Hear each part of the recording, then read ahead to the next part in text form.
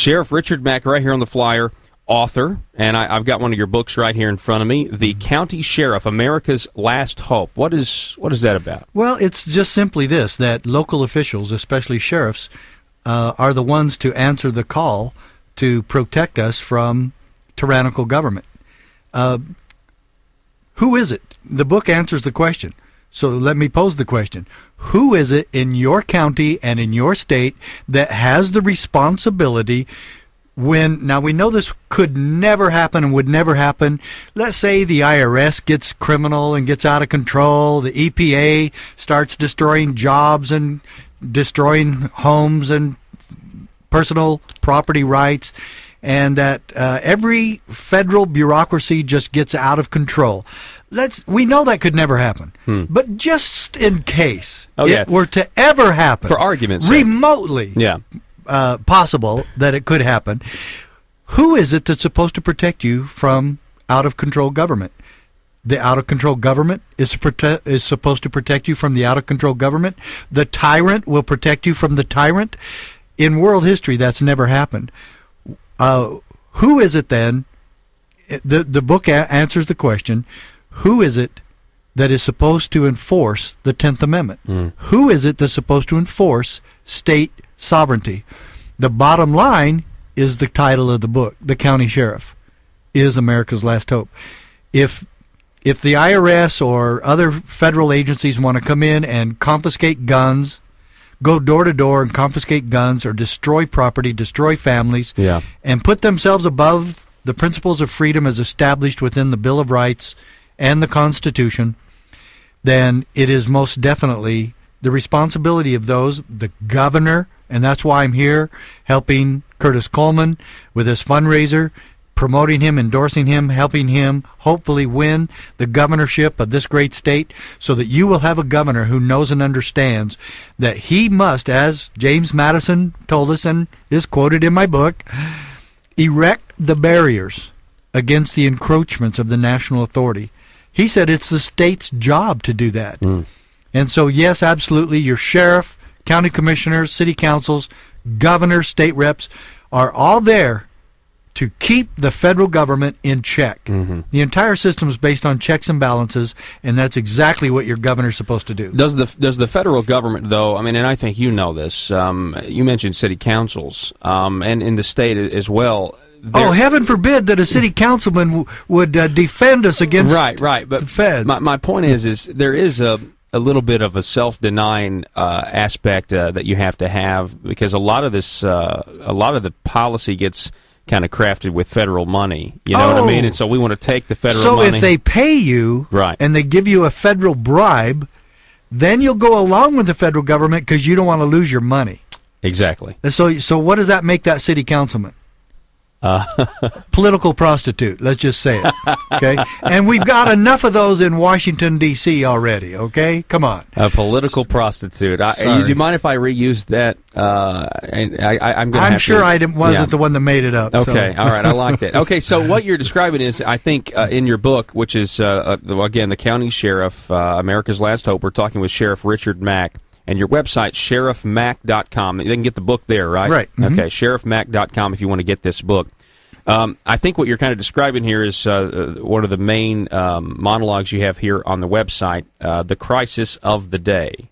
And in it, you talk about when you actually sued the Clinton administration in 1994 and went all the way up to the Supreme Court. And you won that case. Yeah. Now you need to paint this picture. Okay. I'm a small-town sheriff from southeast Arizona, one county away from the Mexican border. There's only 35,000 people in my county. I had 15 deputies. And then agents from the BATF come to a sheriff's meeting and say we have to work for them for free. And if we don't, we're subject to federal arrest. No, I'm serious. I'm not making any of that up. Serious. God, honest truth. This is the Bureau of Alcohol, Tobacco, and Firearms came to you. Federal agents came to our Sheriff's Association meeting in Phoenix, and they did this nationwide. This happened in every state, okay? And they said the CLEOs, the Chief Law Enforcement Officer of the county, so they came to the sheriffs, which I like that endorsement. At least they knew who the CLEO was. Yeah. And they said, you have to work for us for free. And I said, why? Why would we do that? Because Congress made a law. I said, so? I don't care if they pass 50,000 laws. I still don't work for you. You can't hire me. You can't fire me. You don't pay my salary. Why would I all of a sudden work for you? Well, Congress made a law. Oh, and Bill Clinton signed it. Oh, well, that's different. Then, of course, I work for you. No, so I told him to go to hell. And I was the first sheriff in United States history to file a lawsuit against the federal government. And, and by the way, I'm the only person in history to sue Bill Clinton on a non-sexual matter. And so, but I have to tell you, Guinness Book of World Records. Exactly. For that one. I should be. That's what Wikipedia should say about me. But quite honestly, I was very naive going into this. I never thought it would make it to the Supreme Court. I didn't have any stupid visions of grandeur, like, oh yeah, I'm going to sue Bill Clinton and I'm going to win. Was there a feeling of maybe a little desperation? I mean, what else could you have done? Definitely that. Helplessness, I had nowhere else to go except quit my job, and I wasn't going to do that. And so I called the NRA and I said, hey, do you guys have any advice for me? And I talked to a lawyer for the NRA by the name of Richard Gardner, and he said, Sheriff, we've been praying that you would call. That's what he told me. And I said, what? He goes, we've already been preparing the paperwork on this case, but we need a sheriff. Mm-hmm. And we couldn't go out and solicit a sheriff, so we've been hoping that one of you would call. You're the first one in the entire country to call us. He says, we're ready to go to task for you and take this to court. And I was just thrilled. I mean, I had no money. I had no lawyer. Mm-hmm. They're going to pay for the whole thing. And I said, man, this is great. So I also hired my own lawyer, Dave Hardy, out of Tucson, and we went to court. They filed it for me on February 28th, 1994. Yes, I was the youngest sheriff in the state at the time. So, and we filed in federal district court in Tucson, and the judge in my first case was none other than Judge John M. Roll. Now, 2 years ago, January 8th, 2011, he was murdered at the Gabby Giffords assassination attempt. Oh, wow. At the Safeway parking lot. He was the federal district judge. And I'm telling you, this man changed my life and was the most stand-up federal judge I've ever known in my life. And not only that, but he died doing what he kind of did for me, putting himself in the way so the federal government couldn't get to me. Yeah. He actually granted us a federal injunction. I had an order of protection from Bill Clinton and Janet Reno from being able to come after me while we were in court. Remember, they threatened to arrest me if I failed to comply. Yeah. Well, so they made this order of protection, and Judge Roll gave it to me, so the federal government couldn't touch me. Wow. And so then he did the same thing on January 8, 2011. He got in the way of a bullet intended for somebody else, and it killed him. Wow. And so there's my latest book is called The Magic of Gun Control. And he has a chapter. I dedicated a chapter to him in the book, and I'll show you the book. There it is. Oh, wow. And it's The Magic of Gun Control, and it addresses every issue going on today and how we can stop gun control. Do you want to stop gun control? Then elect Curtis Coleman your governor and make sure that you have a constitutional sheriff in your county. We cannot afford to play politics with any of these races anymore. The most important race in your state is governor, or in this country is your governor. We take back freedom county by county and state by state. Washington, D.C. is a waste of time and money. We must have people in Arkansas who will make the federal government irrelevant. We're talking right now with Sheriff Richard Mack. He is actually, you can go to his website, sheriffmack.com. He is a winner of a 10th Amendment Supreme Court decision. Now, I want to get rid of this. We need to make sure people hear what you're saying there. Okay, This was the United States Supreme Court, Washington, D.C., right there. Right, yeah. This small-town boy from southeast Arizona stood before the 9 justices of the Supreme Court, along with another sheriff who filed later. There ended up being 7 sheriffs from all over the country, none from Arkansas. There was, 7 of us, and like I said, I was the first. 6 others joined the lawsuit with me. 2 of us ended up at the Supreme Court. That was Sheriff Prince from Montana, myself from Arizona, and then we won. We won. Now, what was the cause of this law? I mean, let's talk about the law that required the federal... The Brady Bill. Okay, the Brady Bill. Yeah. And educate us. I mean, what was it? Was it in response to something? Well, they said, like I said, the BATF came to our office, or to our meeting in Phoenix, to our Sheriff's Association meeting. They said the Brady Bill requires you to conduct criminal history, mental history background checks on everyone in your county who wishes to purchase a handgun. And then you decide whether or not they can have it or not. And then you have to keep all the paperwork, and you have to work with the gun shops to make sure this gets done. If you or the gun shop owner don't do it right, you're subject to federal arrest. Wow.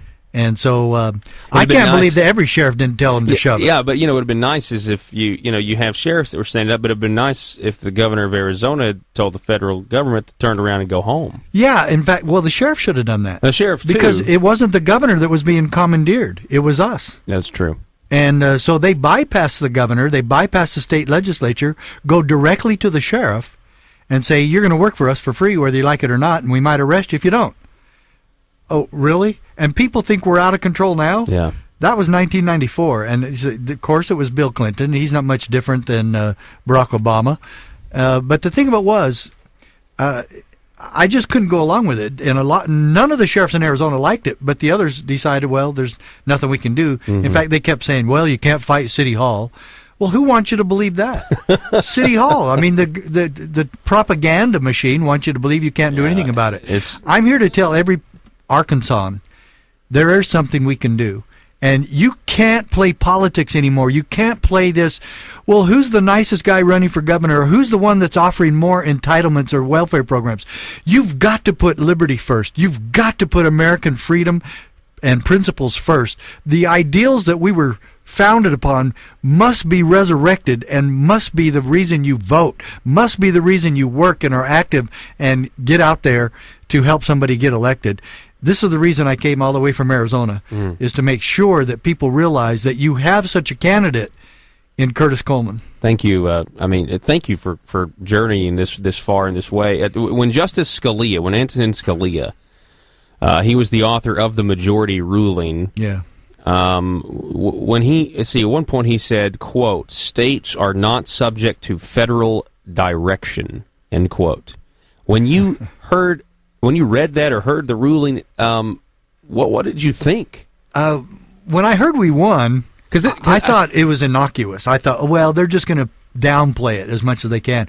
When I read the decision and I went over it and over it, I could not believe my eyes. Wow. It was the most astonishing. In fact, I'm going to tell you and everybody else listening, this is the most powerful 10th Amendment decision, state sovereignty decision in the history of our country. And I was shocked. Every time I looked at it, I go, what? The states are not subject to federal direction? That's a quote from the decision that actually came out in New York in 1992 when New York sued the federal government. And so I looked at that and I go, wait a minute. If the states are not subject to federal direction, what does that really mean? That means the federal government can't tell us what to do. That's exactly right. The President of the United States can't tell you what to do. The United States Congress cannot tell your county commissioners, your city council, your sheriff, your state to do anything. So if that's really the case here, which it is, you can see it, you have it in your hand, it's black and white. Anybody can look up the case. If you think I'm lying, just look it up. You look it up on my website if you want, or just Google it. Google Mack versus U.S. You'll find it. It'll come up. Cornell University does the best review of it, by the way. But if you don't look at it and really see what they said, then you're not going to learn from it. But I was astonished. So the president can't tell Arkansas what to do. The United States Congress can't tell Arkansas what to do. Then don't you scratch your head a little bit there and go, how did the EPA get the authority? If Congress can't tell us what to do, the president can't tell us what to do, how is it that the EPA, FDA, FBI, IRS, especially IRS, EPA, FDA, how did they get the authority to tell us what to do? In other words, their policies supersede the Bill of Rights? Their policies supersede the Constitution and local autonomy? Yeah, and that's essentially what we've been led to believe. And let's actually quote the 10th Amendment here. because this is what this case was, a huge victory for something that really is already law. Right. The powers not delegated to the United States by the Constitution. So anything in Article 1, Section 8, where they're assigned what they can do, there's only 17 things the federal government gets to do. Keep going. Okay. The powers not delegated to the United States by the Constitution, nor prohibited by it to the states, are reserved to the states, respectively, or to the people. So it also reiterates the power that we possess as the people. Yeah. In fact, the first three words of the Constitution are "we the people." We are the rightful owners of our Constitution, of our country, of our freedom and liberty, and it's not, we don't maintain that power just because we go vote every 2 years or every 4 years. We have a lot more to do, and we have a lot more responsibility and duty to fulfill. And when we do that, and we work with local officials, working with our sheriffs, working with our other local officials and our governor to restore freedom, then we get the picture, and it starts hitting you. In fact, I've had people call me before and said, I knew this before you started doing this work. I knew the answer before you formed the CSPOA. That's an organization I formed entitled the Constitutional Sheriffs and Peace Officers Association, where we enforce the Constitution, we enforce the Bill of Rights, and the sheriffs let the federal government know, you're not going to come in here and violate the Bill of Rights. I'm not going to allow it. I'm a constitutional sheriff. I will keep my word. I will keep my oath. And whether it costs me my job or not, I will not allow you to violate the rights of the people in my county. Yeah. Tell that to the FBI. Tell it to the IRS. So what? What are they going to do to you? You know? I'm telling you, these are strong words, folks, and I think it's something that we all need to hear. Again, we're talking with Sheriff Richard Mack, who is an author. Like I said, he's won a 10th Amendment case in the Supreme Court. He is the former sheriff of Graham County, Arizona, a two-time candidate for United States Congress. You know, we're running out of time here, but I will just say this: talk to me a little bit about what a county sheriff, or what should county sheriffs be willing to do? There was a case here in Arkansas, the Mountain Pure water bottling company facility. I saw something on YouTube about that. Yeah, and you know, got raided by the federal government, right, by the FBI or IRS, or. And it got raided by the feds, and I mean, people were detained without due process. The owner wasn't even allowed back in his business. The attorney couldn't come in. Right. They confiscated cell phones, and basically they treated what was a potential white-collar crime like they were running drugs out of the place or Correct. something. So what, I mean... The sheriff should have been all over it. And he should have the feds doing the raid should have checked with the sheriff first. A good sheriff would have been there with them and made sure that none of it got out of hand. In fact, he would have said, wait a minute, you want to do what to these people? These people are my friends. These people are my constituents. And you want to hold them there like... Without attorneys. The workers had nothing to do with this, and they knew it. And yet they were detained there for hours, maybe all day. And it's happened all across the country. It's not just the Maryland dairy in Missouri, the Tennessee one about the guitars. This happens all the time, and citizens get this all the time from IRS raids. And they know darn well that these people are not armed in there, that they mean no harm to anybody, but they go in with a SWAT team. And this man out in Stockton, California, got raided by the Department of Education, and they had to borrow a SWAT team from another federal agency so they could go in and collect an overdue student loan. Wow. That's how stupid it's getting. And sheriffs across this country, especially right here in Arkansas, should be standing in the way, interposing themselves, and putting up the stop sign, saying, you're not going to do that in my county. Right. I mean, I completely agree, especially, you know, some of the quotes from these situations, you know, the federal agents look at them and say, we are the federal government. We can do whatever we want. We can do whatever we want.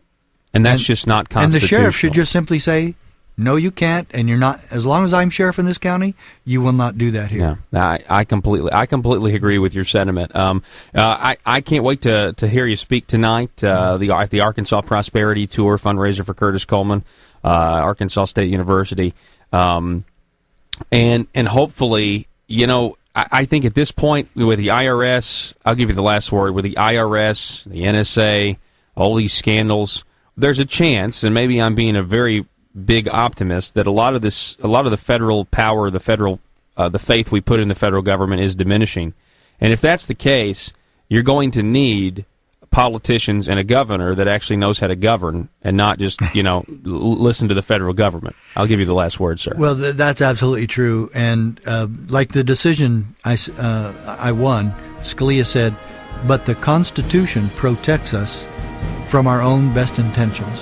You have to have a governor and sheriff and local officials who know and understand that principle and who enforce the Bill of Rights, keep their oath, because we all swear an oath of allegiance to the Constitution. If we don't keep it, that makes us, what? I guess not word keepers. Yeah, that's true. Oh, liars. Yeah, that's the word. Sheriff Richard Mack, thanks for making the trip, sir. I'll see you later tonight. Yeah, absolutely. Thank Thanks. you. Folks, got to go back in a minute.